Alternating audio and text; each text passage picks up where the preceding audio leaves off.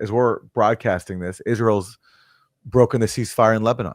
They bombed southern Beirut, 2 residential buildings there. Another ceasefire just completely being ignored by Israel with U.S. support. And this is nothing new. They've broken this ceasefire hundreds of times in Lebanon, hundreds of times. Trump, by the way, has removed Morgan Ortagus, the very weird Lebanese envoy who converted to Judaism, which is pretty hard to do. It looks like a purge of some ultra-Zionist officials, but the rumor is she'll be replaced by Joe Rayburn, who's one of the neocons who helped destroy Syria. Noaf Salam, as prime minister of Lebanon, is doing a pathetic job of challenging Israel's constant violations of ceasefires. And why are they doing it? They're trying to prevent Hezbollah from reconstituting.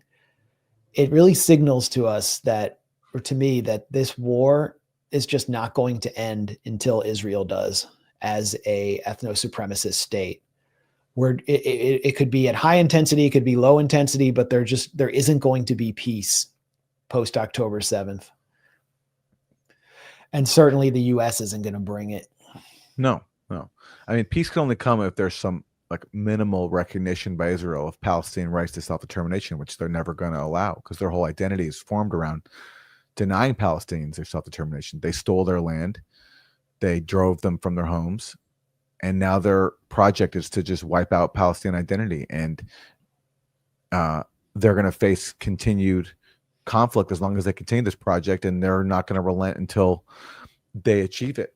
And so, yeah, their existence is just a recipe for perpetual conflict. And so we're moving into, I think, a new phase now politically in the U.S. because of that reality.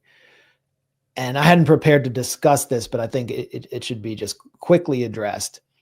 And it actually relates to the next segment. I can tie it in.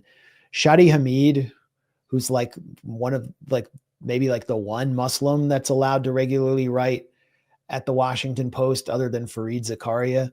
But it helps that he supports every single regime change war, right? That's probably has something to do with it. Which is why has finally called Gaza a genocide in the opinion section of the Washington Post.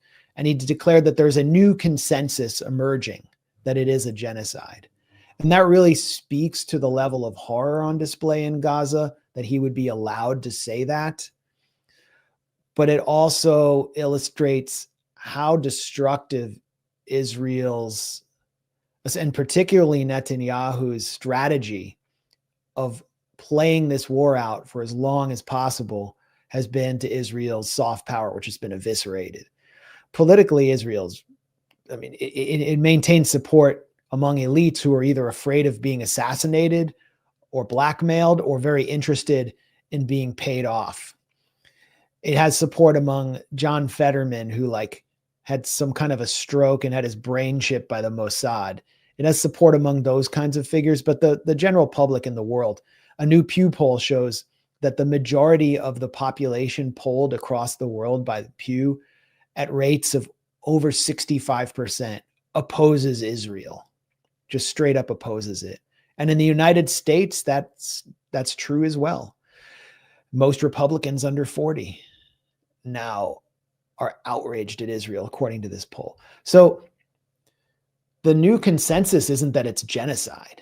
The new consensus is what we decide it should be now, which the Washington Post's token Muslim contributor will adopt 2 years later.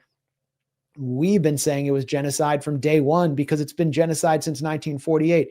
So what we need to do is make people understand that Israel is the genocide is an incarnation of the fundamental logic of Zionism. And the new consensus needs to be anti-Zionism. The new consensus needs to be opposition to Zionism. There needs to be momentum to restore the UN resolution declaring Zionism a form of racism that is an abomination. And Jews need to challenge Zionism within their own communities. That's our task. So when the Washington Post says something's a new consensus, it means it was the reality several years ago that we've been calling out. And we're moving to push the consensus. We're moving to establish a new consensus, because this, as long as Zionism has a political base in the heart of the Arab world, there will be genocide continuously for the rest of our lives.